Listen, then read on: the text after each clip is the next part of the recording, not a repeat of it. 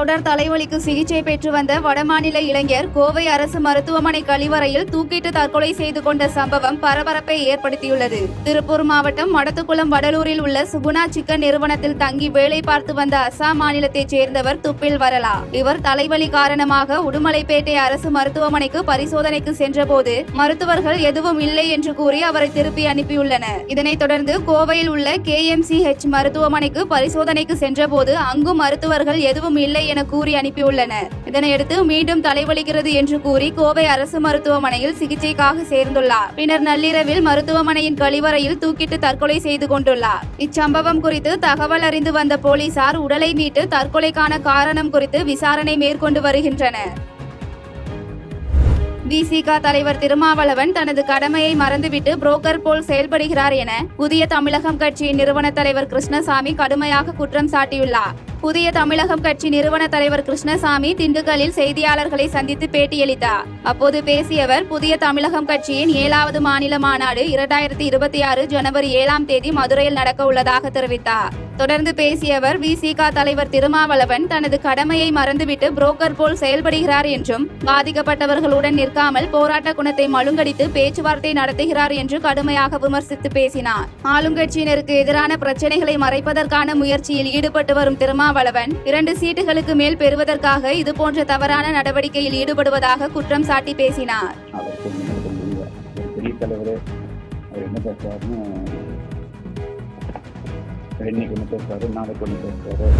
செஞ்சி அருகே ஓய்வு பெற்ற கிராம உதவியாளரான தந்தையை மதுபோதையில் அடித்து கொலை செய்த மகனை போலீசார் கைது செய்தனர். விழுப்புரம் மாவட்டம் செஞ்சி அடுத்த நங்கிலிகொண்டான் கிராமத்தைச் சேர்ந்தவர் ஓய்வு பெற்ற கிராம உதவியாளரான சடையாண்டி. இவருக்கு 5 மகன்கள் உள்ள நிலையில் 4வது மகனான கார் ஓட்டுநர் மருத்தாச்சலம் என்பவருடன் வசித்து வருகிறார். இந்நிலையில் மருத்தாச்சலம் வேலைக்கு செல்லாமல் மது அருந்திவிட்டு அடிக்கடி வீட்டில் பிரச்சனை செய்து வந்ததாக கூறப்படுகிறது. நேற்று அவரது மனைவி கஸ்தூரி 2 பிள்ளைகளுடன் உறவினர் இல்ல நிகழ்ச்சிக்கு சென்ற நிலையில் தந்தை சடையாண்டியும் மருத்தாச்சலமும் வீட்டில் இருந்து உள்ளனர். அப்பொழுது குடிபோதையில் வந்த மருத்தாச்சலம் தந்தை சடையாண்டியை ரீப்பர் பட்டையால் கடுமையாக தாக்கியுள்ளார். இதில் சடையாண்டி சம்பவ இடத்திலேயே உயிரிழந்தார். பின்னர் இச்சம்பவம் குறித்து தகவல் அறிந்து சம்பவ இடத்திற்கு விரைந்த போலீசார் சடையாண்டி உடலை கைப்பற்றி பிரேத பரிசோதனைக்காக மருத்துவமனைக்கு அனுப்பி வைத்த பின்னர் மருத்தாச்சலத்தை கைது செய்து விசாரணை மேற்கொண்டு வருகின்றனர்.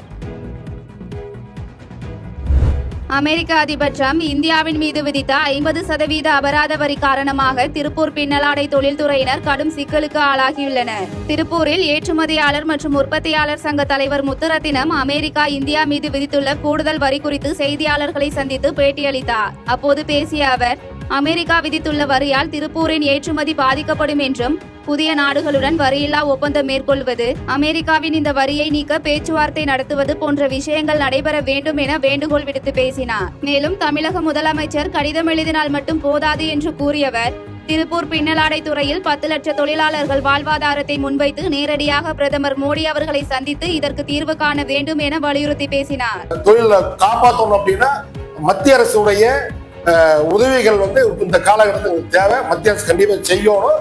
இல்லைன்னா அமெரிக்காவுடைய நல்ல உறவுகளை ஏற்படுத்தி பழைய நிலை கொண்டு வரக்கு மத்திய அரசு முன் வரணும். பரமக்குடி அருகே தள்ளாடும் வயதிலும் தளராது உழைத்து தனது தேவையை பூர்த்தி செய்யும் முதியவரின் செயல் அனைவரின் கவனத்தையும் ஈர்த்துள்ளது.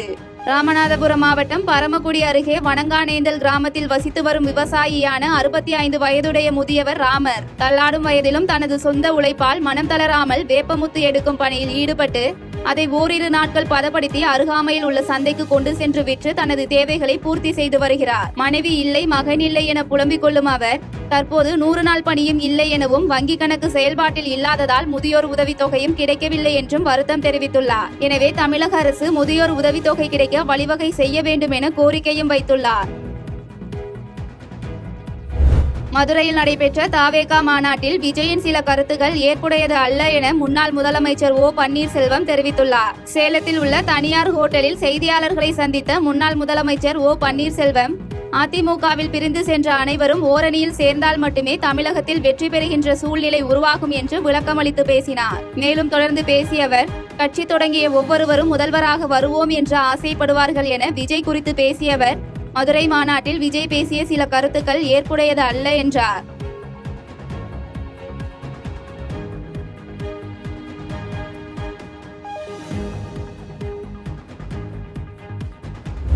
திருவாரூரில் பொதுக்கூட்டத்திற்கு பணம் கேட்டு பர்னிச்சர் கடையில் விசிகவினர் மிரட்டும் வீடியோ வெளியாகியுள்ள நிலையில் அவர்கள் மீது போலீசார் வழக்கு பதிவு செய்து நடவடிக்கை மேற்கொண்டுள்ளனர்.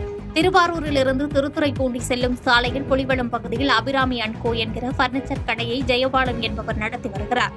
இவரது கடையில் கடந்த 22ஆம் தேதி விசிக திருவாரூர் தெற்கு ஒன்றிய செயலாளர் பூபாலன், துணை செயலாளர் வீரையன், விசிகவை சேர்ந்த ஸ்டாலின் ஆகியோர் வருகை தந்து திருமாவளவன் பிறந்தநாள் விழா பொதுக்கூட்டம் நடத்த பணம் கேட்டு கடையில் வேலை பார்த்த பெண் ஊழியரிடம் மிரட்டல் விடுத்தனர். இதுகுறித்து கடையின் உரிமையாளர் ஜெயபாலன் காவல் நிலையத்தில் புகார் அளித்ததை அடுத்து கடையில் உள்ள சிசிடிவி காட்சிகளை கொண்டு போலீசார் விசிக நிர்வாகிகள் 3 பேர் மீது வழக்கு பதிவு செய்து விசாரணை மேற்கொண்டு வருகின்றனர்.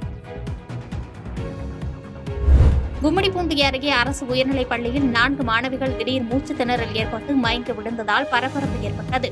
திருவள்ளூர் மாவட்டம் கும்மிடிப்பூண்டி அருகே சித்தராஜ கண்டிகை அரசு உயர்நிலைப் பள்ளியில் 4 மாணவிகள் மூச்சு திணறல் ஏற்பட்டு திடீர் மயக்கமடைந்ததால் அங்கிருந்த ஆசிரியர்கள் மாணவர்களை 108 ஆம்புலன்ஸ் மூலம் மருத்துவமனையில் அனுமதித்தனர். பின்னர் இதுகுறித்து தகவல் அறிந்து வந்த போலீசார் தனியார் தொழிற்சாலைகளிலிருந்து வெளியேறிய நச்சுக் கழிவுகளால் மூச்சு திணறல் ஏற்பட்டதா அல்லது மாணவிகளுக்கு ஏதேனும் ஒவ்வாமை காரணமாக மூச்சு திணறல் ஏற்பட்டதா உள்ளிட்ட பல்வேறு கோணங்களில் விசாரணை நடத்தி வருகின்றனர். வானாபுரம் அருகே தமிழக வெற்றிக் கழகத்தின் மாவட்ட நிர்வாகியின் கார் மோதியதில் ஒரே குடும்பத்தைச் சேர்ந்த 3 பேர் சிகிச்சை பலனின்றி பரிதாபமாக உயிரிழந்தனர்.